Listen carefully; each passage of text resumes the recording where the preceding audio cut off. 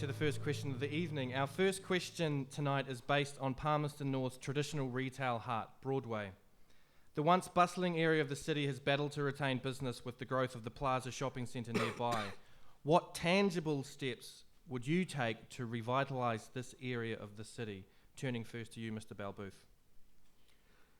I believe that the Farmers Building is a key strategic asset on Broadway, not just the building.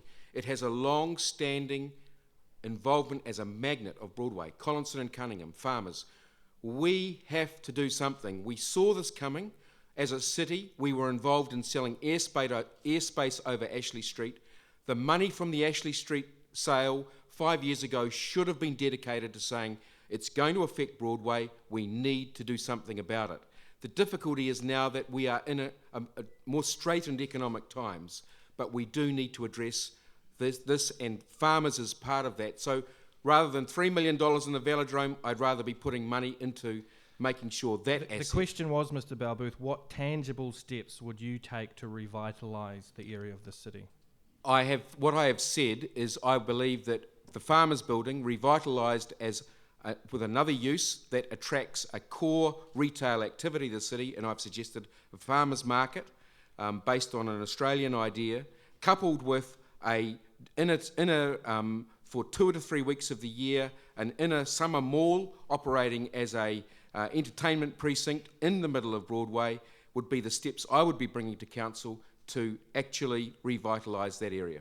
And the Farmers Hall of Fame? The Farmers Hall of Fame, which is based on an Australian Hall of Fame, creating an iconic destination attached to the farming industry. It allows us to build with Manfield, with our arenas, with Massey, and with the science centres, a whole iconic hub around getting more and more farming activity based in our region, with this as a key hub and key part of that strategy. Thank you. Mr. Naylor, your response. What tangible steps would you take to revitalise Broadway? Look, I think the clear thing here that we've got to do is define what is council's role. I don't think that it's council's role to engage in commercial property development, to buy properties on there with the hope that we might lease them out or develop them into something else for commercial purposes. I don't think that would be an appropriate step. What I do think is good for us to do is continue to make sure that the core infrastructure in our CBD is up to scratch, that provides a good streetscape. That's our responsibility as core infrastructure. There's a role for us to play in marketing. I think we can work with the shop owners. I think we can work with the landowners and the building owners to provide them with the right information to assist them in attracting new tenants for retail purposes. I also think we need to accept that Broadway is not going to go back to what it was. Retail shopping has changed, and in 2010 it's different than it was in the 1960s and 70s. So people shop in different ways. So what's the future for Broadway? The two things that I see that won't move from Broadway are the Regent Theatre and downtown cinemas. Those are core tenants that are not going to move. I think what we need to do is build around those things. We're starting to see food shops develop there. I think that's probably more where Broadway's future lies.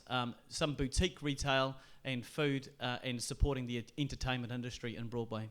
A lot of people have said the council was too slow to act when they knew that Farmers was leaving, that the plaza was being built and Farmers was leaving. What's your response to those accusations? I think what we need to do is we need to take a measured approach to these things, not take a knee-jerk approach. At the end of the day, it's not council's business to be engaged in commercial activity. Broadway is one street in Palmerston North. The CBD itself has other areas around the square which are also struggling, so we can't just get focused on one area. We've got to look at retail as a strength. It is a strength for our community, and we've got to keep pushing that.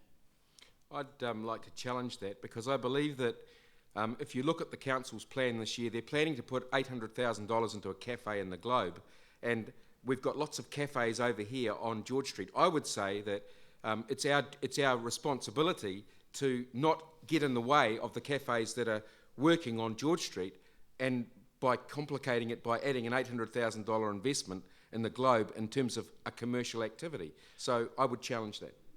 Mr. Naylor, he responded to your response, so I'll allow you a quick rebuttal if you have one. I'm happy with what I've said. Thank you.